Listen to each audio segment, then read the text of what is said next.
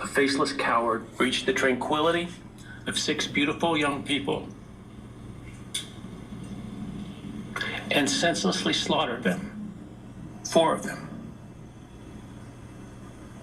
Who committed this unspeakable evil was unknown for several weeks, but due to the killer's incompetence and outstanding police work by numerous local, state, and federal law enforcement agencies, the person that slithered through that sliding glass door at 1122 King Road now stands before the world and this court unmasked.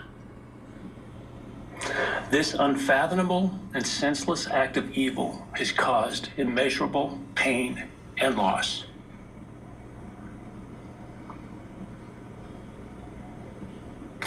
No parent should ever have to bury their child. This is the greatest tragedy that can be inflicted upon a person. Parents who took their children to college in a truck filled with moving boxes had to bring them home in hearses lined with coffins.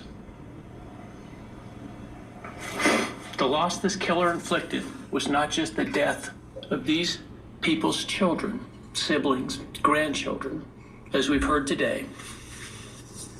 It has ripped a hole in their soul, destroying a special part of their very essence.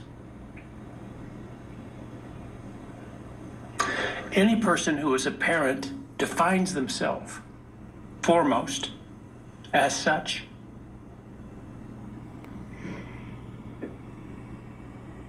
It is their existence and purpose of being.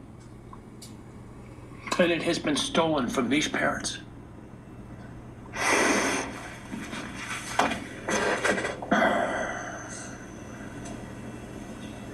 None of us have experienced the loss these victims have in the unspeakable way that they have. And therefore none of us can, nor should we, question the way in which they have handled their loss. Whether that be in private mourning, removed as far as possible from this media circus, or in front of a camera demanding retribution with the loudest megaphone. I've listened intently to the stories and pain that have been shared today, with great awe at the courage and resilience of the surviving family members of those wonderful children. I've listened also to the surviving roommates, both in person and through their friends.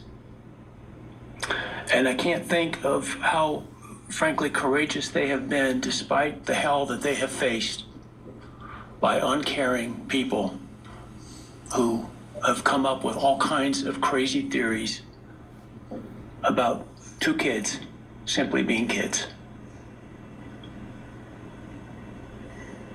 The parents, siblings, and other family members who have spoken today are designated as victims in our legal system. But going forward, I hope that they can shed that label, as it gives too much power to the evil that condemned them to that role. They are and should be known as survivors, fighters, and foremost as witnesses to the tremendous lives of value and unbounded promise of these 4 young people. Absolutely.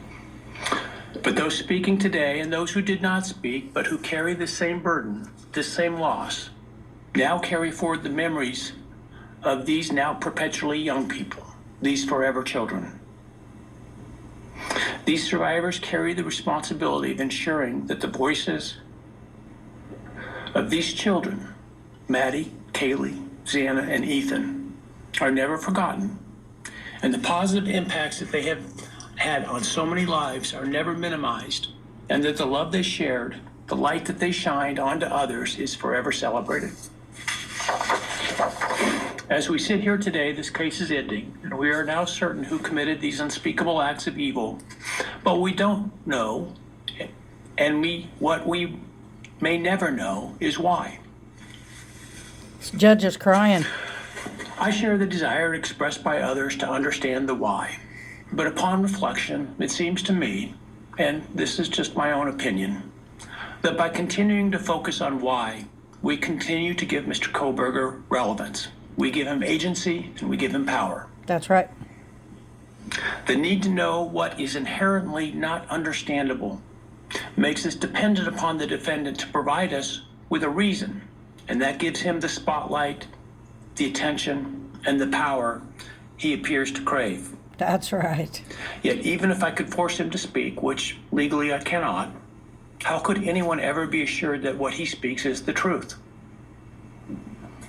Do we really believe, after all of this, he's capable of speaking the truth or of giving up something of himself to help the very people whose lives he destroyed?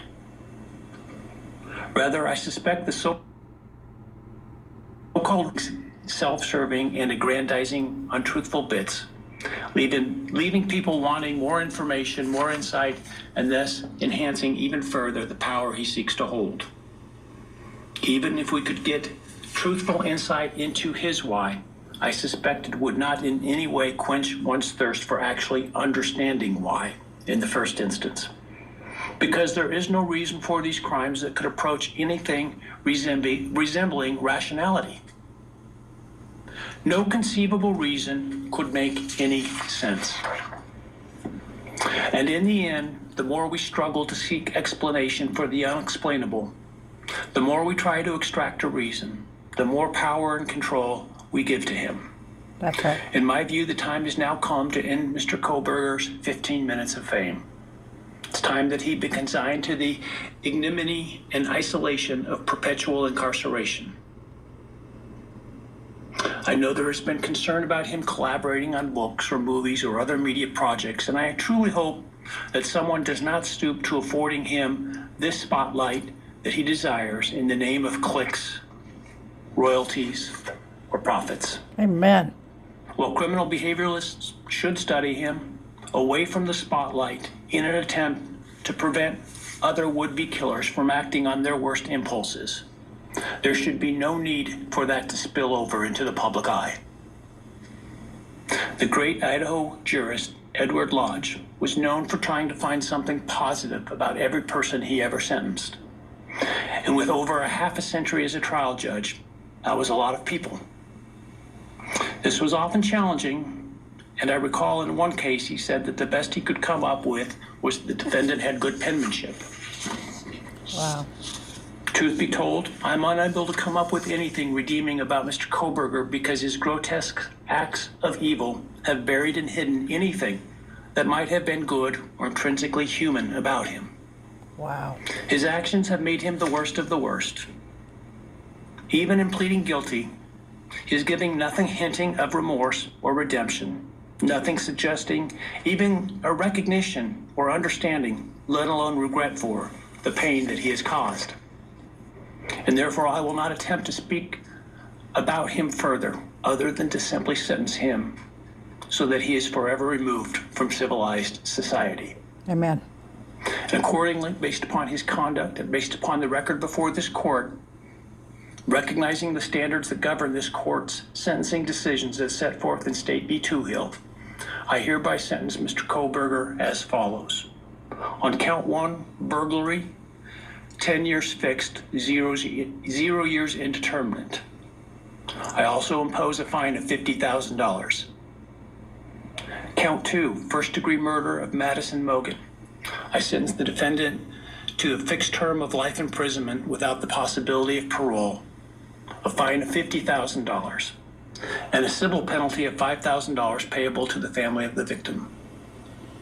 On count 3, for first-degree murder of Kaylee Gonsalves, I sentence the defendant to a fixed term of life imprisonment without the possibility of parole, a fine of $50,000, and a civil penalty of $5,000 payable to the victim of the family, or to the family of the victim, pardon me.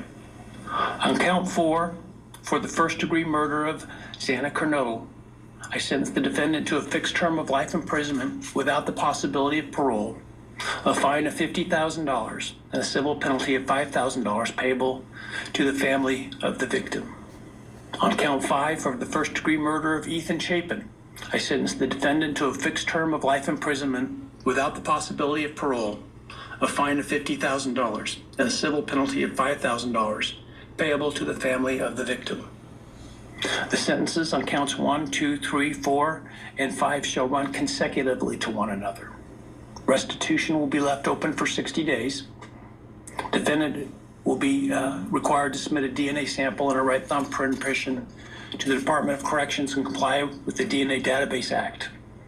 I remand the defendant to the custody of the Idaho State Board of Corrections for to be imprisoned in an appropriate facility in execution of the sentence where he will remain until he dies. Though you've waived your right to appeal, you do have a right to file a notice of appeal. And any such appeal must be filed within 42 days of the date of the written judgment, which will be entered shortly hereafter.